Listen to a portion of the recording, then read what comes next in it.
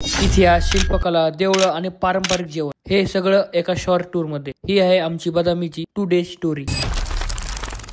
नमस्कार, मी माया. आम्ही होतो 9 जण. 2 गाड्यामध्ये बसून निघालो होतो पुण्यातून पहाटे 1 ते 2 वाजता. रात्रीची लॉंग ड्राईव्ह आणि मध्ये सोलापूरचा फेमस कुंदाच्या बस सफरची सुरुवात 1 नंबर झाली होती. या ट्रिप मध्ये माझ्यासोबत 8 जण मित्र होते. खरं सांगायचं झालं तर त्यापैकी 5 जण माझे फक्त तोंड ओळखीचे होते. पण या 2 दिवसात झालेली मस्ती, बॉन्डिंग एवढी भारी होती की असं वाटलंच नाही मी त्यांना आताच भेटलोय. जणू कित्येक वर्षापासून जे जवळचे मित्र आहेत असं वाटत होतं. खरंच सगळ्यांची वाईब मॅच झाली होती. सकाळी बदामीत पोहोचलो, रूमवर फ्रेश झालो आणि रिक्षा भाड्याने घेऊन निघालो इतिहास पाहायला. सर्वात आधी पाहिलं बदामी केव्स टेम्पल. लाल दगडात कोरलेलं अप्रतिम शिल्पकला. खूपच जबरदस्त अनुभव होता. बदामी लेणी म्हणजे चालुक्य राजवटीची अमूल्य देणगी. येथे एकूण 4 लेण्या आहेत, शिव, विष्णू आणि जैन देवतांना अर्पण केलेली. प्रत्येक भिंतीवर कोरलेलं शिल्प म्हणजे दगडात उभं राहिलेलं कला आणि सौंदर्य. पण ही तर फक्त बदामी डे 1 पार्ट ची सुरुवात होती. डे 1 पार्ट 2 अजून बाकी आहे. त्याच्यामध्ये भूतनाथ मंदिर, बदामी फोर्ट, शाकंभरी शक्तीपीठ आणि इथलं लोकल जेवण ट्राय करणार आहे. त्यासाठी मला आताच फॉलो करा.